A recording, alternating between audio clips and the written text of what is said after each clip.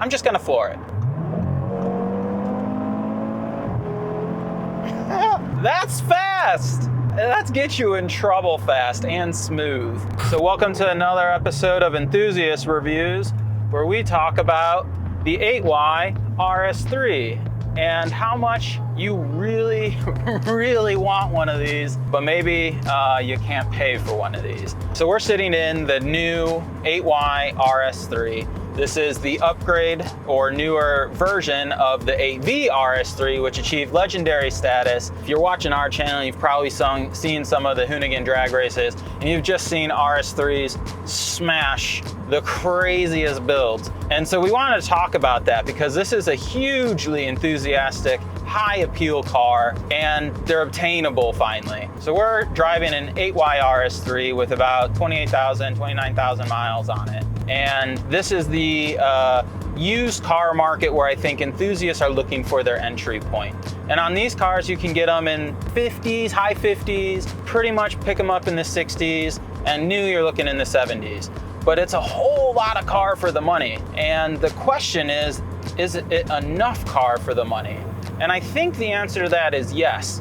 But it's not enough for the money today. The 8Y RS3 has incredible potential, right? If it's anything like the 8V or the previous generation, we're gonna see these cars making 600, 700, 800 horsepower in people's garages. Right now they're doing that. They're doing that at shops, they're doing that with custom tunes. The aftermarket is growing for these. We have a huge aftermarket catalog available for this stuff now, and that's actually pretty hard to find. We have carbon fiber exterior trim bits from lips and wings and trim accents. We have a massive upgraded front mount intercooler on this car. And the coolest part about it is, unlike I think every other kit on the market, you don't have to cut anything. So we've increased the air mods up front through the carbon fiber intake and much, much larger bolt-on front mount intercooler. We've increased the air output through the exhaust with our valved exhaust system, which also sounds great.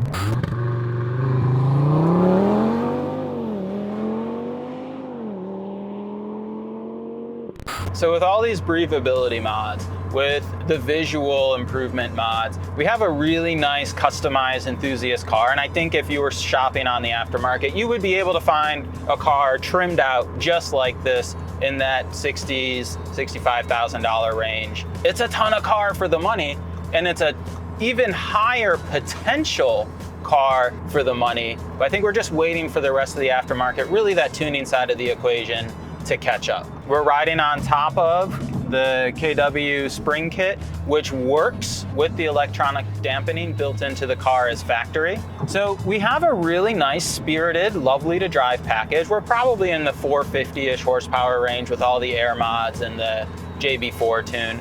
And it scoots. It feels incredible, it goes incredible, it sounds incredible. I think it looks way better than the previous generation RS3. And it's been a really love-hate reception by a lot of people. If you look on the internet, I think there's just as much people who absolutely love it and absolutely hate it. What I like is the OEM plusness of it all. This is our carbon fiber front lip. We developed it specifically for this car. Comes in gloss black if carbon fiber isn't your jam, and as you can see, there's a lot of gloss black going on with the car, so it gives you some options. Full disclosure, I bottomed this out. It's still on there, it still looks great, and it's rigid, but it follows all the angles of the car so well. When the engineers designed this line complements the front grille shape. It then of course comes out with the regular OEM lip, and then to give a little bit of homage to the grille work that you see here, it also passes through underneath. So it's a really beautiful OEM plus piece, and I think if it were in gloss black, nobody would know it wasn't factory, and that's what I love about the styling of our ECS front lip. The other thing I really like about this car is that Audi themselves added some OEM plus styling. So as this fender comes down, you see this little bump out. Might be hard to see on camera. These are vents for the fenders, and they're open, they're pass-through. And yes, there's fender liners, but there's gonna be air cavitating up here, and so by having some of these vents, you'll allow some of that pass-through of the air, which reduces drag, potentially increasing downforce. I haven't seen it in a wind tunnel, but I'm gonna assume some Audi engineer has put some math behind it. But what I love about it is you just get that muscular, it's like a tricep muscle on the fender here, and I just love that they added that just gnarl to this car. And that follows you around everywhere. And you're trying to drive the car in RS mode, that gnarl is ever present. And it's one of the things that just makes this car so unique to drive. Then, as we continue to come back to the rear, we're met with some additional OEM plus looking carbon fiber. And again, both these pieces are available in gloss black as well. But what I like about the lip is very similarly, it follows the same style line as the trunk. You see how it's almost like a 1/2 inch thick or so here? That follows this OEM 1/2 inch thick style line. So you just get this nice continuous curve. Again, if this were gloss black, nobody would even know that was aftermarket. Similarly with the rear diffuser, boxes in the rear exhaust beautifully. You have some nice active, nicely raked, contoured surfaces so that the air coming out has a chance to cling. And again, if that were gloss black, you have no idea it's aftermarket. And look at our dashboard. The dash is a totally new, totally redesigned, touchscreen oriented dash. Unlike a lot of the hate that you heard for Mark 8 stuff, you get actual buttons and toggles in addition to your touchscreen. So I think in terms of drivability, daily ability, the car is really nicely sorted to be that one car purchase. You want the fast car, you want the commuter car, you want the hot boy car, but like also in the office car park, this thing just looks like a fast European vehicle. Under the engine bay, as I was saying, it's really straightforward. To drive, the aggressive drive we had is simple. Carbon fiber intake uses the ducting from the radiator into the airbox. And now you can get this without the lid if you want, and you want the open filter element. Of course, the sealed enclosure is, theoretically gonna provide the most cold air. All the way through to the carbon fiber intake tube, all the OEM hose appointments. Looks fantastic. Now I will say it no longer looks OEM plus. That's straight up aftermarket. But as I said on the in-car, I'm already a fan of carbon fiber. I'm sorry, a lot of people hate, a lot of people love. I love carbon fiber. It just looks good anywhere on any car for anything. And golly, that intake setup just looks bespoke, and yet it's a mass-produced piece, and I think that's what I love about it so much. So to keep in aiding that increased airflow through this massive intake, we have also developed an improved 4-inch turbo inlet elbow here. As you can see, this is a massive upgrade over the factory unit. This is pretty much you versus the guy she tells you not to worry about. It's a 17% increase in airflow over the factory AY RS3 turbo inlet. With larger volume, that means a larger amount of available air for your turbo to consume and generate those higher horsepower figures we all want. So it's just all about improving airflow over the factory design. Under the bay, we have some longevity modifications as well. So these big long hoses are going into our oil catch can. And let's just give it a quick look and see how she's faring. Not even a drop on the dipstick today, so that's beautiful. But that's a good preventative maintenance issue, especially as you're gonna be adding boost and throwing more into the cylinders. You're gonna start to get some of that blow by. It's unfortunate, but just sort of happens, especially in forced induction cars. So we already have some of that preventative maintenance stuff ready to go. Harder to see is the front mount intercooler. You can just see it poking out here, but from edge to edge, it's about that.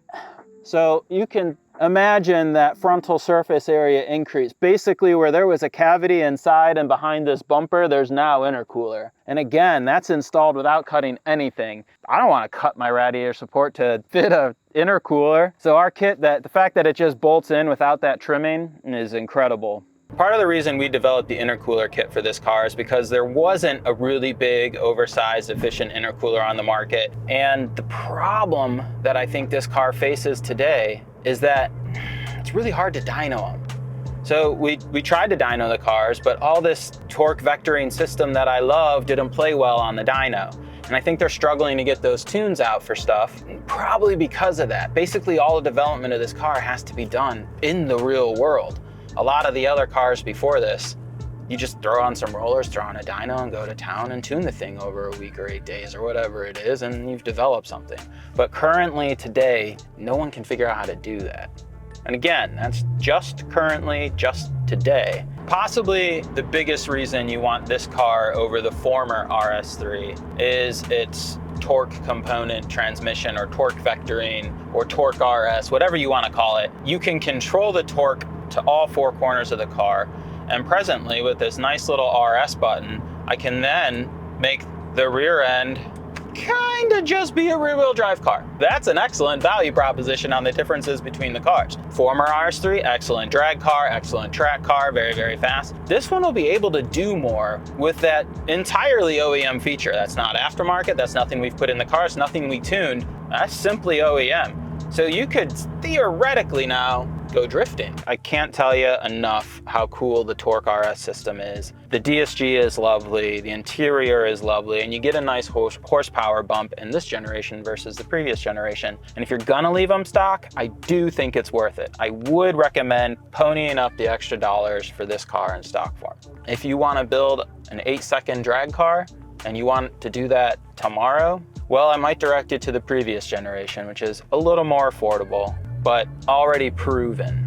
And I think that's the important part. That's the message that I want everyone to take away from this, is that right now, yeah, you may read on the internet how the previous generation's so much faster, it's the best car. You gotta think about where this car is gonna be in 5 years and what the platform and development of this platform is gonna be in 5 years. We've already done our part, right? We've added all the big air up front. We've added a bolt-on gigantic intercooler up front. We have a beautiful flowing exhaust. And we have every exterior trim accessory that you could want to sort of customize this and make it your own. But in 5 years, that's gonna be even more. In 5 years, the power ceiling on these cars is gonna be incredible, and they're gonna be smashing the previous generation RS3.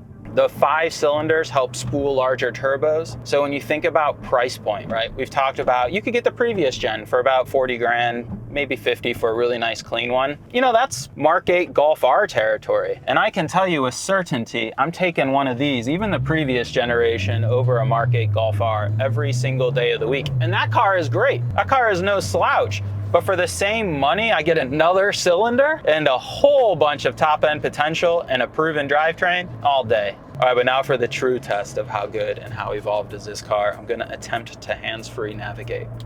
Navigate to Winking Lizard Tavern. It's thinking. Searching for destinations. 1 moment, please. Oh, somehow it's searching for Winky and Tavern. Sorry, I could not find any results for your search. We'll give this one more try. Navigate. Please wait 1 moment while I find destinations for you. Okay, already terrible. Please choose a line number. This exercise is over. Who uses OEM navigation anyhow? They're all terrible. The outro to this video is simply that Audi knows their customers. They built this car to fill that need between S4 and R8 plot. Here's your RS3. It's an obtainable price point. It's aspirational, don't get me wrong. I don't have any $75,000 cars in my garage. It's an aspirational car, but it is obtainable. You're willing to wait a couple of years, you could see these in the 50s, you could see these down in the 40s, but they know who they built this car for. It's for that person who wants to go fast, but wants to daily commute. This car is so fast, so agile, so nimble, but still so comfortable that the owner of this car has done some gumball style rallies across America in it. And it hangs with supercars for like, you know, $100,000 less than a supercar. This car is a paradox. 5-cylinder turbo, on paper, like, okay, whatever, that's one more cylinder than a Golf R, but shouldn't be what it is, and yet it is what it is. I've just driven this car for 3 hours for this video and still can't believe what this car can do when you mash the gas. We're just gonna do a very quick, we're not even gonna put it in RS mode, we're just gonna pass a car on the highway. I'm just gonna floor it.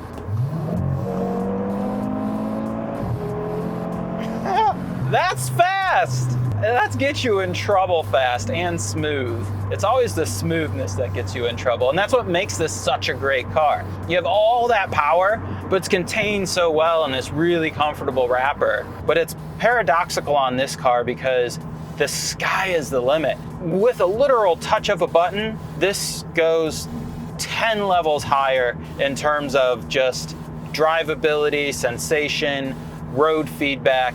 And I think as the aftermarket catches up, that power is just gonna get more insane and more insane and more insane. And these things are gonna be taking out R35 Skylines. They're gonna be taking out Lambos. They're gonna be taking out every turbo R8 you've ever seen run in some 1320 video because they're just incredible. It's like, here's your daily driver configuration.